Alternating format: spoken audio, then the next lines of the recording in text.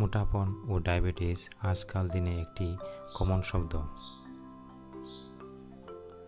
যা আমাদের শরীরের সৌন্দর্য নষ্ট করে দেয় এবং বিভিন্ন রোগ আগমনে সহায়তা করে। সবাই চায় পাতলা সৌন্দর্য দেখতে, ডায়াবেটিস মুক্ত শরীর। তাই স্বামী রামদেবের বলা কিছু আয়ুর্বেদিক উপায়, যা বাড়িতে বানিয়ে ব্যবহার করলে অবশ্যই মোটাপন ও ডায়াবেটিস থেকে মুক্তি পাওয়া যাবে। মোটাপন ও ডায়াবেটিস এবং মধুমেহ দূর করার উপায়। মোটাপন ও ডায়াবেটিস মধুমেহ দূর করার জন্য ঘরোয়া একটি পদ্ধতি। গম 500 গ্রাম,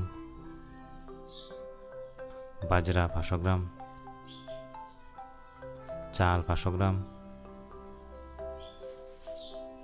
গোটা মুগ 500 গ্রাম, জোয়ান 20 গ্রাম, সাদা তেল 50 গ্রাম। সব জিনিসকে সমান মাত্রায় নিয়ে সেকে দলিয়া বানিয়ে নিন।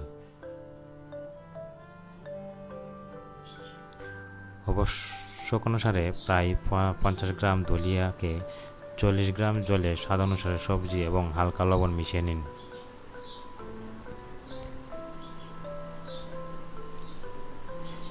নিয়মিত রূপে 15 থেকে 30 দিন পর্যন্ত এই দলিয়া সেবন করলে ডায়াবেটিস শেষ হয়ে পড়ে।